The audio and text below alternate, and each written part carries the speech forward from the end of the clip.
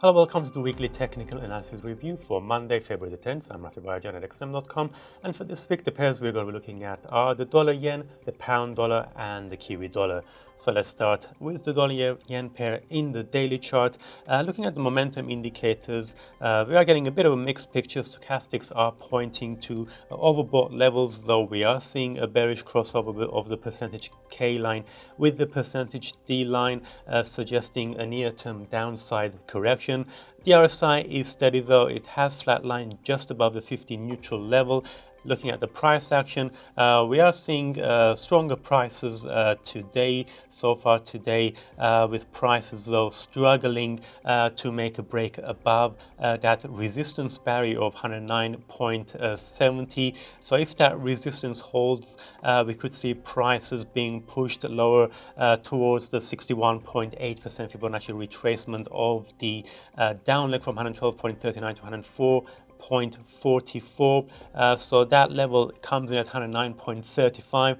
Not too far below is the 50-day moving average at 109.24, and then a key barrier to the downside is the 50% Fibonacci at 108.42, where the 200-day moving average is currently converging and is also near that swing low from January. So that's the key barrier that, if broken, could shift the current bullish picture of the medium term towards a more neutral to bearish one. If though prices do manage to recover above 109.70, the next test will be this year's high of 110.28, followed by the 78.6% Fibonacci at 110.69, and then beyond that, the 112 level will be the main target for the bulls. Let's now turn to pound dollar.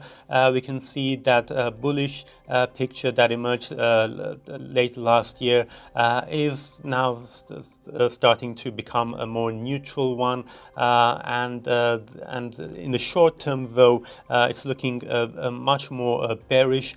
For cable, stochastics are currently in oversold levels, though we could potentially see an upside correction, and we're already seeing a bit of a positive movement in prices this morning. The MACD, though, has turned negative, so overall we would need to see further gains in order to shift the short-term picture to a more positive one, and that could be difficult because further upside could see the 1.30 handle acting as resistance. Then we have the 20 and 50-day moving averages further acting as upside hurdles, and then we've got another test at the 23.6% Fibonacci retracement of the uplift from 1.1957 to 1.3514. So that level is at 1.3146, and then the next test after that will be the December swing high of 1.3280. So a lot of upside hurdles there for cable, and then to the downside,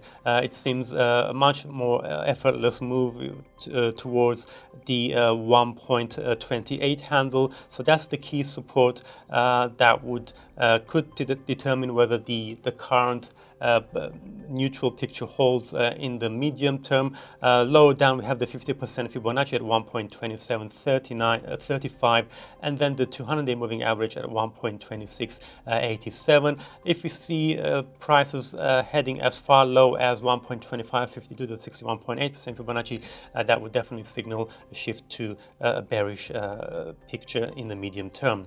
And finally, for today, looking at the Kiwi dollar, the pair is currently trading at 3 months lows, and if we see further declines, the next support should come at the 78.6% Fibonacci retracement of the uplift from 0.62 to 0.6754. So that level stands at 0.6321.